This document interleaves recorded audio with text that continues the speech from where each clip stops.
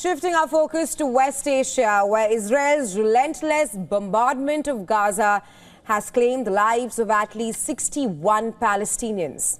That's the death toll in Gaza in just the last 24 hours. 61 people were killed in one day and 134 others were wounded over the last day in Gaza.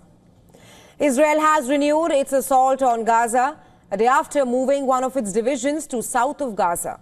We're talking about the 36th Armored Brigade. Israeli forces bombed Gaza's Nasser Hospital, killing at least 5 people, including Hamas leader Ismail Barhoum. That's what Israel has claimed. The Israeli airstrike hit Nasser Hospital in the southern city of Khan Yunis on Sunday. Footage shared by news agency Reuters showed flames burning the exterior sign on the hospital's facade, while clouds of smoke billowed from the building.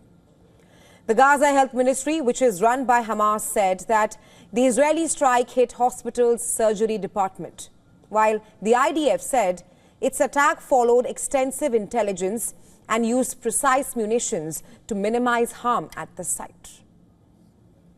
The strike today on Nasser Medical Complex and getting the surgery unit out of service is a message from the Israeli occupation to get Nasser Medical Complex out of service. I can say that the Nasser Medical Complex is one of the hospitals, or the biggest hospital currently in operation in the Gaza Strip. The Nasser Medical Complex resumed operations in May last year after it was out of service.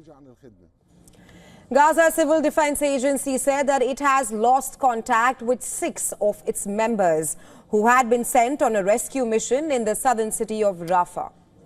Doha-based news channel Al Jazeera reported that on Sunday, Gaza Civil Defense Agency had sent its first responders and others from the Palestine Red Cross Society to Rafah after receiving calls that Israeli troops had entered the area of Al-Hashashin, and there were casualties.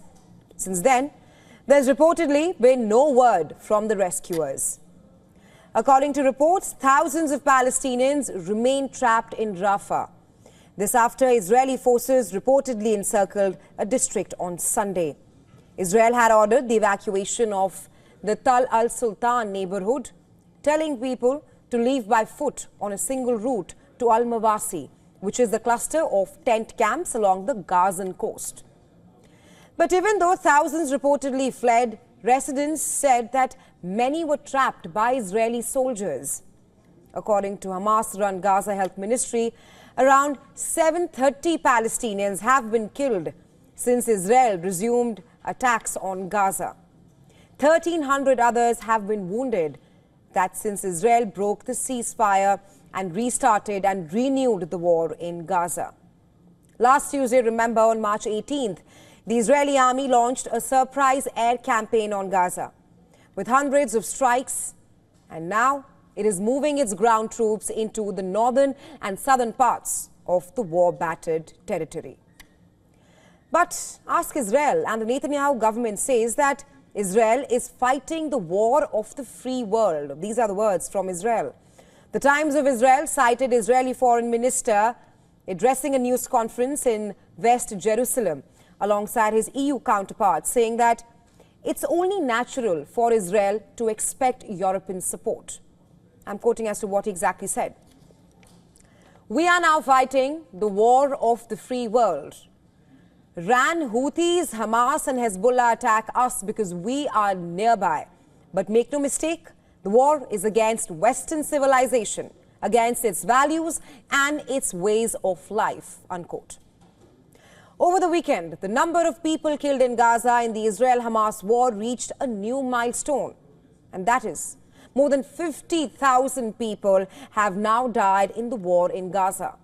With so many dead, and with Israel shattering the ceasefire agreement, many have started questioning the true intentions of Bibi, of the Israeli Prime Minister Benjamin Netanyahu. Has Netanyahu restarted Israel's bombing campaign in Gaza because of Hamas refusing to free the remaining hostages? Or is it due to issues he is facing at home?